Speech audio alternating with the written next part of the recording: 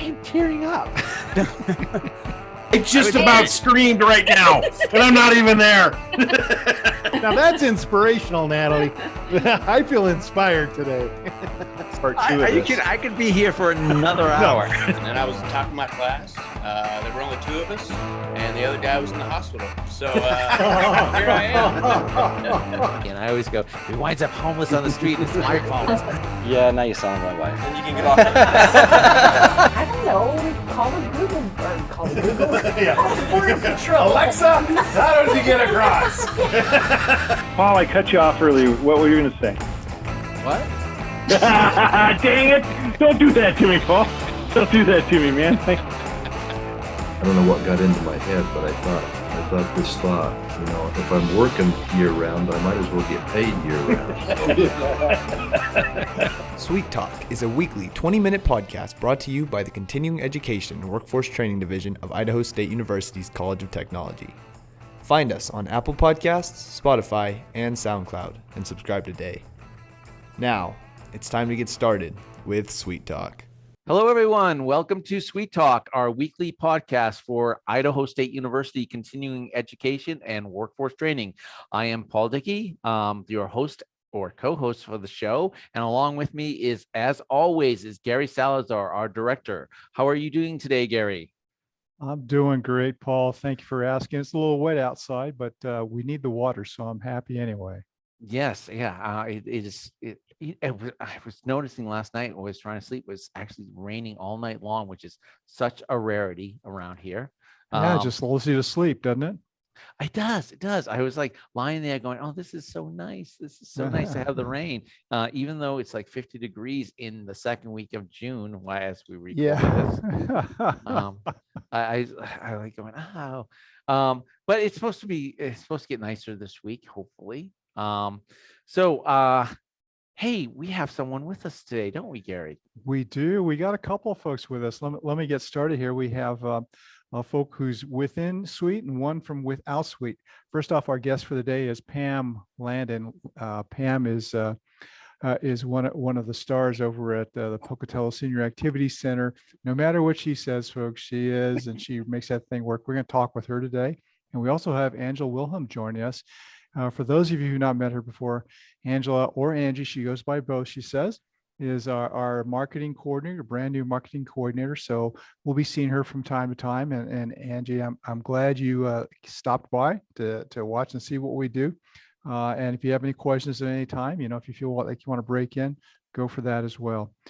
So we have a star lineup, Paul, and I'm really happy and tickled that we get a chance to both show this off and also talk with Pam, because she's a wonderful lady. I know, but I think Anja, this is a podcast. Say hi to everyone. Hi, hey, Angela. Say hi, hey, Angela. Pam. Hello, everyone. Awesome. Hey, Pam, you've got a very special job here in this community, and we're going to talk about that a little bit. But you are, let me see if I wrote it down right.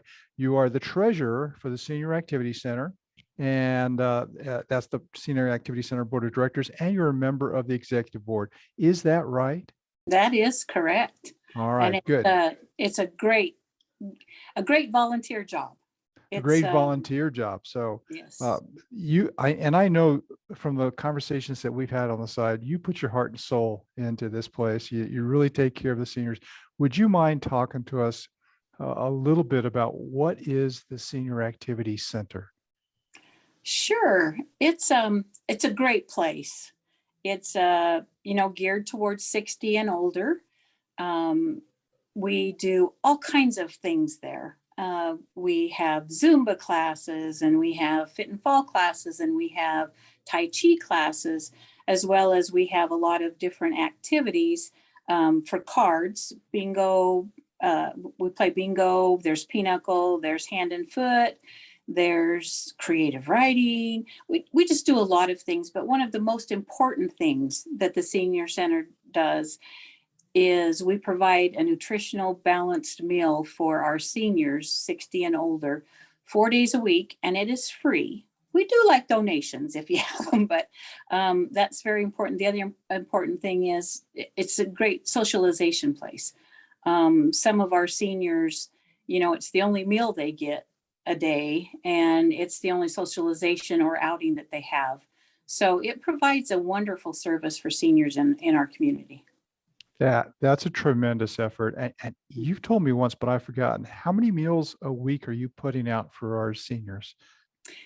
Well, unfortunately, we had to end curbside meals because we started that in August of 2021, and we've served over 56,000 meals in that year. Wow. Yeah, it was amazing. It really showed us that there is a real need in our community to feed seniors. Right. But prior to COVID, we were at 1,000 meals a month, approximately. So about 250 meals a week. And we're back almost to that. In fact, last Wednesday, we had chicken fried steak, which is one of the best meals you can get. It is one of the best it's meals most you can popular. get. Not the best, but the most popular. And we had 120 people in our dining room. So that was tremendous. It is. That is Where the tremendous. funding comes from for those meals? Yes, we're part of the National Meal Program. And so the federal government filters down funds to CECOG,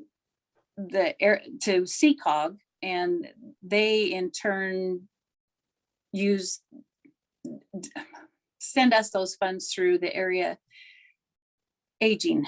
office on aging. So it's a federal government grant, more or less. Okay. All right. So you do 1,000 meals a day. It's basically a month. Yes. I'm sorry, 1,000 meals a month. It's federally funded. Now, obviously, you've got a kitchen staff. You've got a full kitchen there. Is that correct? We do. We have a commercial kitchen, and we have one hired person that we pay for out of our salary. And then we also partner with Easter Seals, who provides some workforce for or workforce training for seniors. We have 2 members in the kitchen there. We have wonderful volunteers that also help in the kitchen. And then we serve meals to our members that come in. So we have volunteers that come and serve and take out the trays to our seniors too. So it's quite an organization, quite a deal.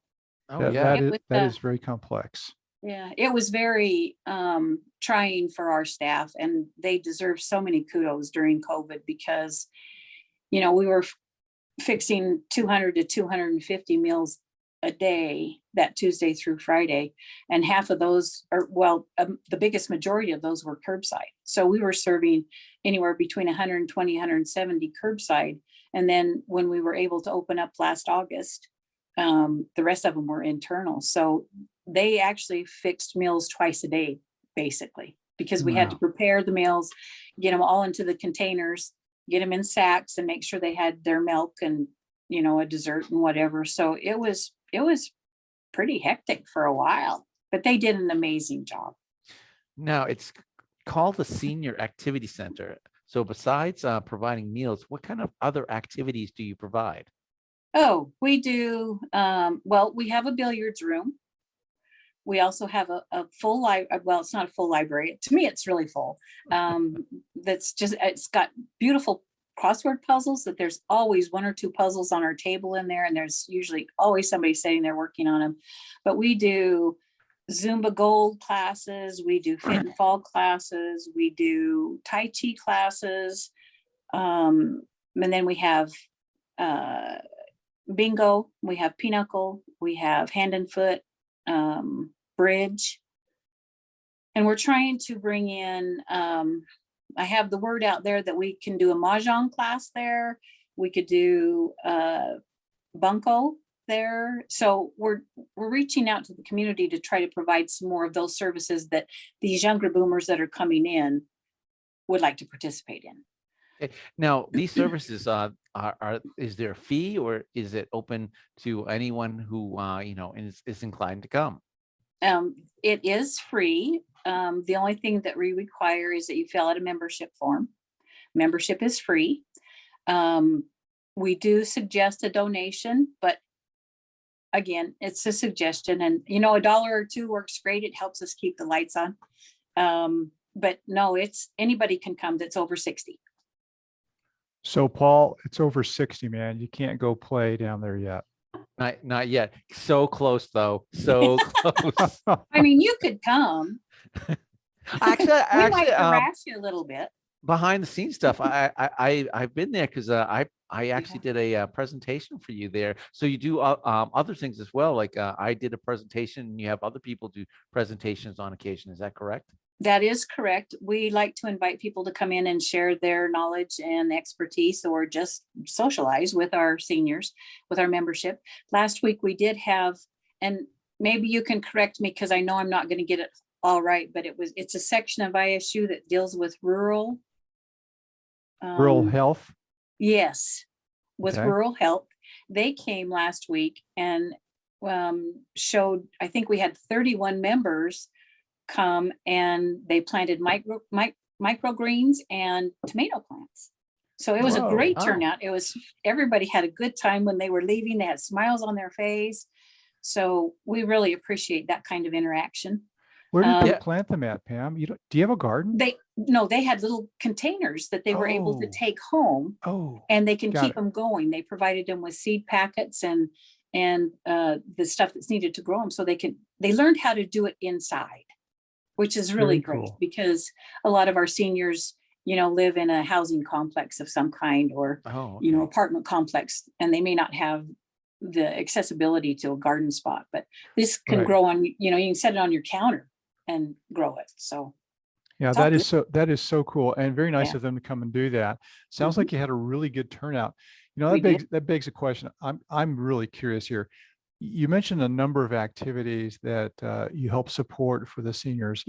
Is there one activity more than anything else that you thought, boy, that is very different or unusual? Do they get to ask for activities? How do you come across all these? That's 3 or 4 questions. Sorry. No, that's fine. I don't know which one is the most popular right now. And we do, on our website, we do have a little blurb out there that if you're interested in some different things, and I just threw some things out there, the mahjong, the hand and foot, anything like that we can do, let us know.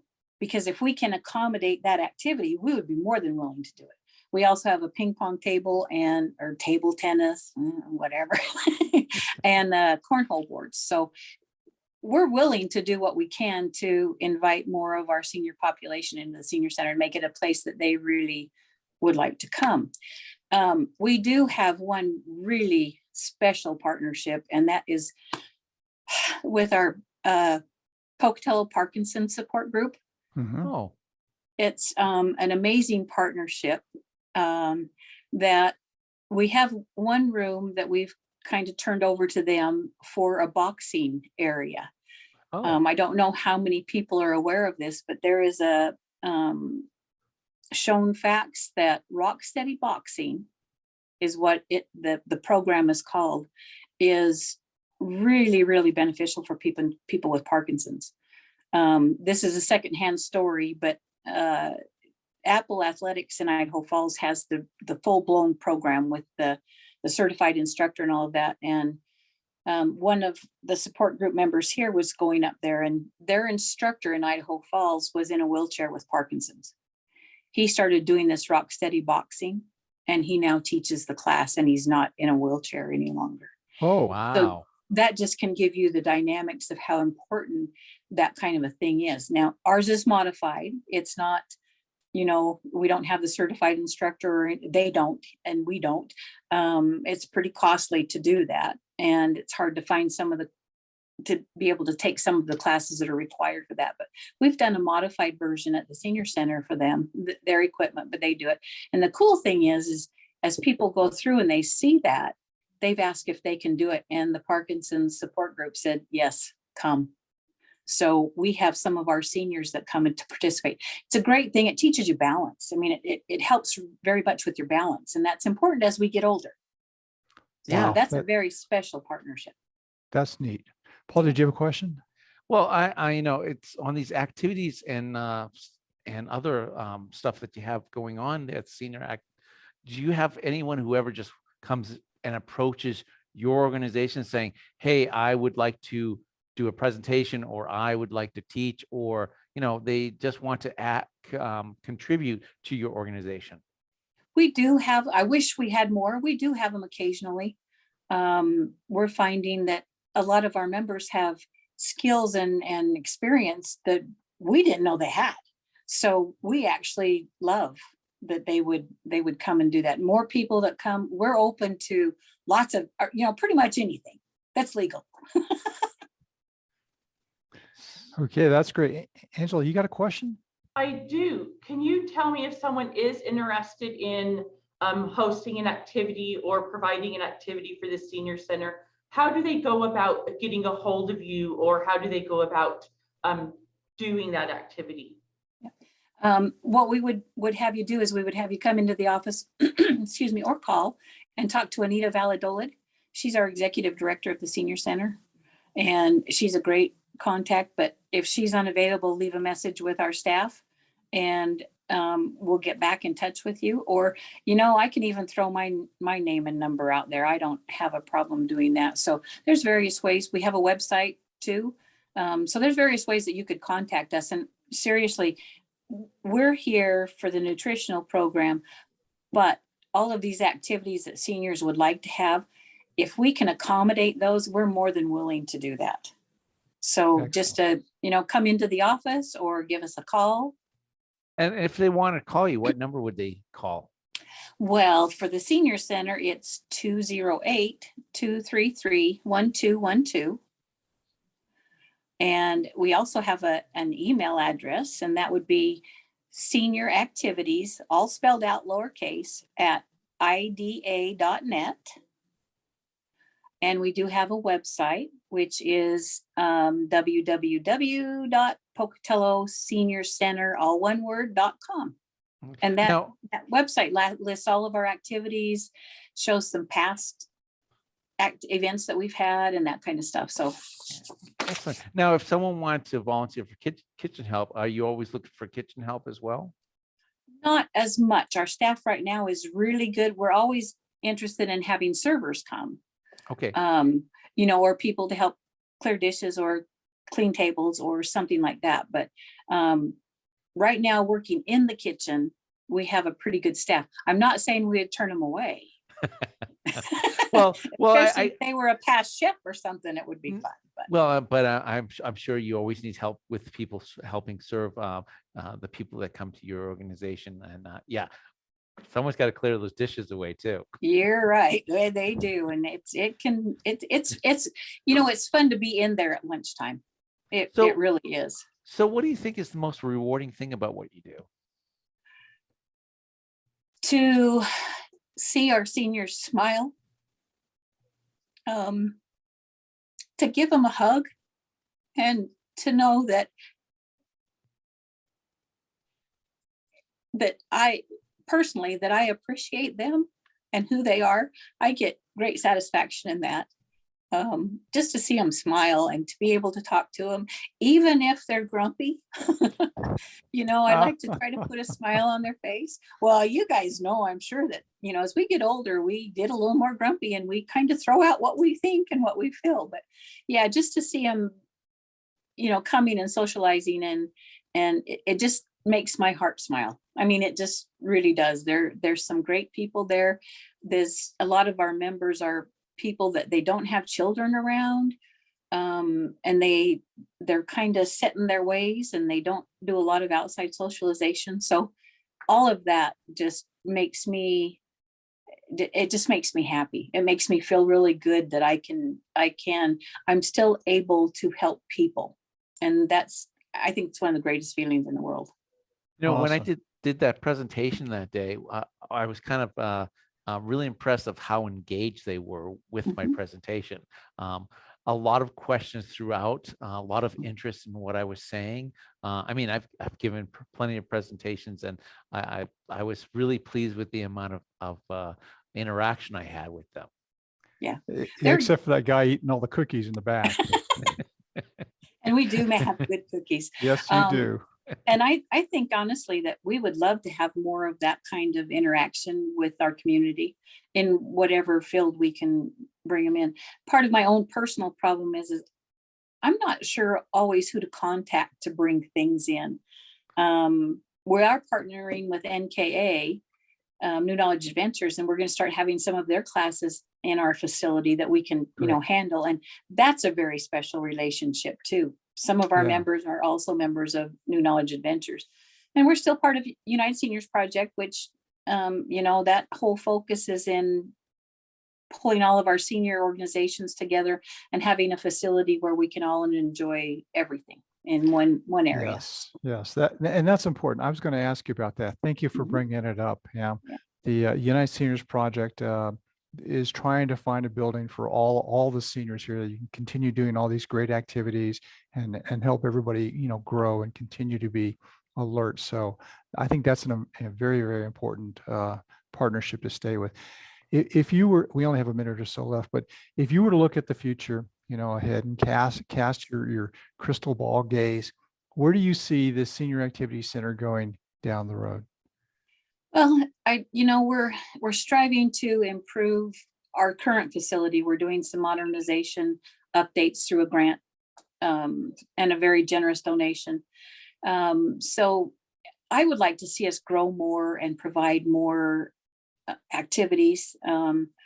I would love to have a new facility, and it would be great to go in and have breakfast and attend some lectures or do some exercising and play some games or whatever, have lunch, and then maybe even at some point in time we could have a small movie theater or something that you could, if you're going to dream, you dream big. Well, no, I mean, I think that's not too big of a dream. I think it's so having larger and better facilities would be really a nice benefit to the community. And hey, the seniors, they all had a rich, full career, and they're enjoying their retirements, and they should have a place to go and interact with people of similar age and interests.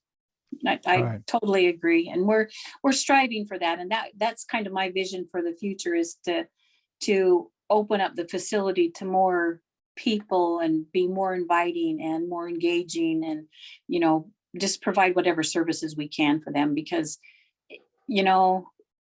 so many times when people get older, they are neglected, even by family members sometime, and it's just so sad. So if we can provide a welcoming facility place for them to come that they are comfortable, I think it can just improve them being able to stay in their home longer, their health and everything. So that would be my dream, is to have a facility that could accommodate all of the educational needs, the physical needs, the socialization needs, the nutritional needs. That would be ideal. And that would be my vision for the future. That's great. Yeah. Thank you so much. Yeah. Thank you so much. You're doing important work. Right. Thank you. It's a tremendous resource for our community, Pam. And hey, we're at the end of our time, so we need to go ahead and wrap this up. But let me just say, what you've done over there, and Paul and I have gotten to know a little bit of that. We've barely, dipped our oars in that water and seen what you do over there. We'd like to continue being a part of that. We think the resource you provide is tremendous. You're making a difference to so many people over there. And if we can help that grow, we want to be a part of that with you. And I think the work that you're doing with NKA, with the United Senior Project, the city, thank you for taking up that challenge and being such a difference maker for our community and our seniors. It's awesome. And thank you for joining us and being here on Sweet Talk and being available.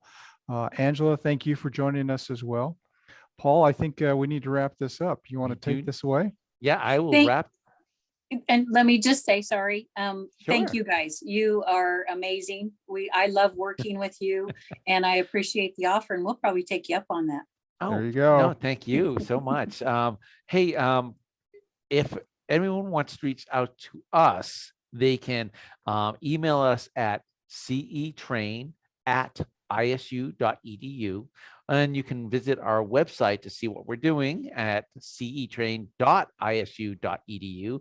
And you can call us the old-fashioned way at 208-282-3372. Hey, thank you very much for everyone for joining us today, and you be safe out there.